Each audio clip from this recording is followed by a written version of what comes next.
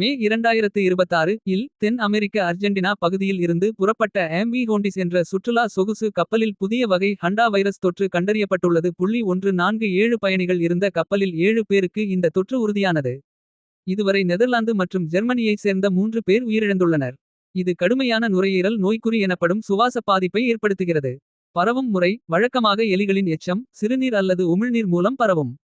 ஆனால் இந்த நிகழ்வில் மனிதரிடமிருந்து மனிதருக்கு அரிதாக பரவக்கூடிய ஆண்டஸ் வைரஸ் வகை காரணமாக இருக்கலாம் என சந்தேகிக்கப்படுகிறது.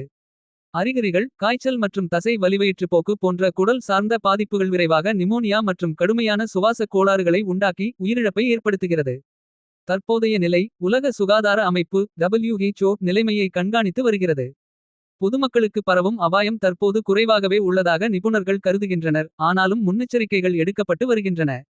Ser repatriados. Pueden hacerlo perfectamente desde el Aeropuerto Internacional de Cabo Verde. Hanta virus பாதிப்பு உறுதி செய்யப்பட்ட சொகுசு கப்பலிலிருந்து வெளியேற்றப்பட்ட கவலைக்கிடமான நிலையில் உள்ள இருவர் சிகிச்சைக்காக நெதர்லாந்து சென்றடைந்துள்ளதாக கப்பல் நிறுவனமான ஓஷன் வெயிட் எக்ஸ்பெடிஷன்ஸ் தெரிவித்துள்ளது. சீரான நிலையில் உள்ள மூன்றாவது பயணி ஒருவரை ஏற்றி செல்ல வேண்டிய விமானம் தாமதமாகியுள்ளதாக அந்த நிறுவனம் மேலும் கூறியது. மேற்கு ஆப்பிரிக்காவில் உள்ள தீவு கூட்ட நாடான கேப் வெர்டே அருகே 3 நாட்களாக நங்கூரமிட்டிருந்த MV ஹோண்டியஸ் கப்பல் தற்போது ஸ்பெயினின் கனாரி தீவுகளை நோக்கி பயணத்தை மேற்கொண்டுள்ளது. பிரிட்டன் நெதர்லாந்து மற்றும் ஜெர்மனி நாட்டை சேர்ந்த தலா ஒருவருக்கு வைரஸ் தொற்று இருந்ததை அடுத்து அவர்கள் மூவரும் கப்பலில் இருந்து வெளியேற்றப்பட்டனர். இவர்களில் 65 வயதுடைய ஜெர்மன் நாட்டு நபர் மே 2ஆம் தேதி kppலில் உயிரிழந்த ஜெர்மன் பெண்ணுடன் நெருங்கிய தொடர்பில் இருந்தவர் என கப்பல் நிறுவனம் தெரிவித்துள்ளது.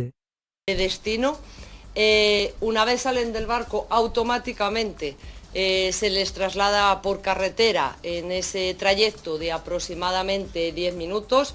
Specifically what you're asking, what will happen when the boat docks, what will happen with each of the patients, how will they be identified as higher risk, lower risk, to exactly have that plan.